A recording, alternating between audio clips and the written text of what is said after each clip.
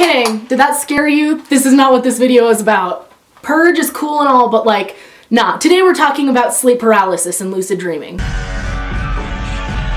Heyo friends, it's Sam, also known as voiceychic, and today I'm going to be telling you about sleep paralysis, a part of lucid dreaming that everyone experiences. Although I did dress up like this for Halloween and it was really fun, I have no intention of killing anyone watching this video. Besides scaring you a little bit, I don't pose any threat to your true well-being. I'm only scary. I'm not a real threat. I'm just like today's topic, sleep paralysis. Now, after my last video that I posted, some of my friends were telling me, no, don't tell people how to lucid dream. There's a thing called sleep paralysis and it's terrifying. You're starting to go to sleep and then you become paralyzed. It feels like something is heavy on your chest, maybe like a demon is sitting on you, breathing the life out of your mouth. Sometimes you see horrible, horrible faces, or there are scary sounds like people screaming, being killed outside. Why in the world would you try to subject yourself to such a living, inescapable, paralyzing nightmare? Okay, I'm not gonna lie to you guys and say that this doesn't exist, because it actually explains quite a few phenomena, such as succubus or incubus creatures coming to you in your sleep, which have been carried through in traditions all the way from China to Mexico for hundreds and thousands of years. Or when you wake up and you think that someone is sitting on your chest. This is actually something that quite a few of my friends have had difficulties with,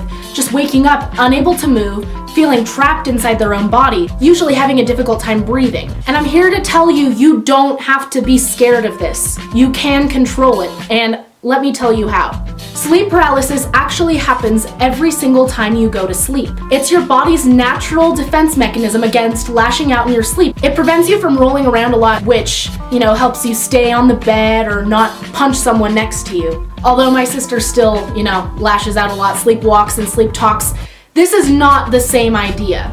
Although it happens every single time you fall asleep, usually it happens after your brain falls asleep first. This is sometimes why you feel like you need to move or jump a little bit. There might be an itch on your shoulder that you just really want to scratch. That's your body testing to see if your brain is awake. And if you move a little bit and scratch the itch or turn over, that means, hey, body, don't fall asleep yet, I'm still awake.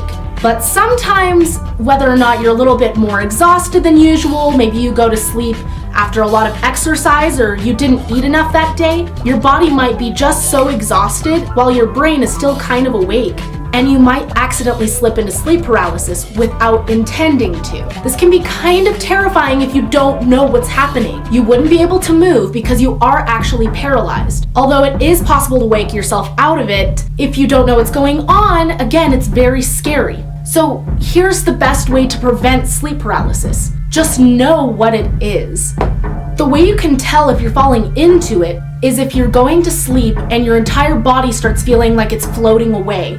It might feel like it's sinking into the bed and it's super heavy, perhaps melting. And sometimes you can hear a buzzing in your ear, like a fly or some sort of really loud electronic that's on but not working.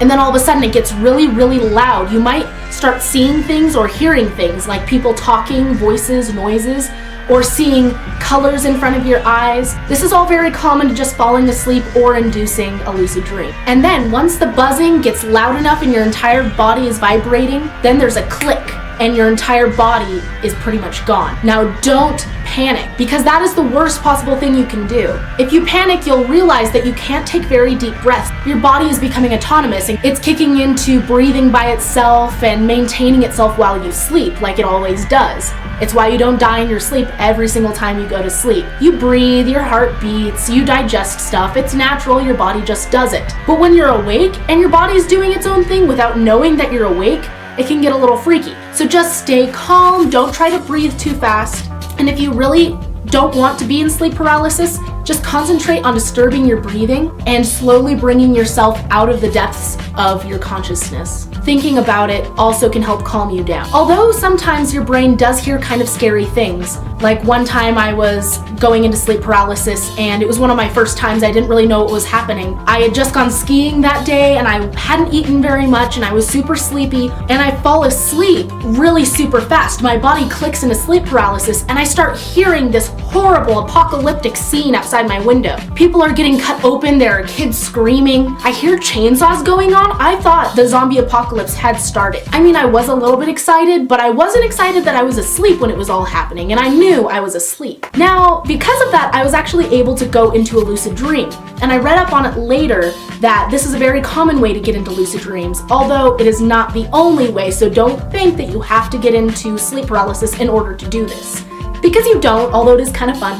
The reason why lucid dreams and sleep paralysis go hand in hand so well is that because most of your dreams happen in REM, or rapid eye movement stage, where your body does not move. The only thing in your body that moves besides the autonomous heartbeat and breathing are your eyes. Your eyes start moving and zipping and zapping side to side all over the place. So you're dreaming and you're paralyzed because you're asleep.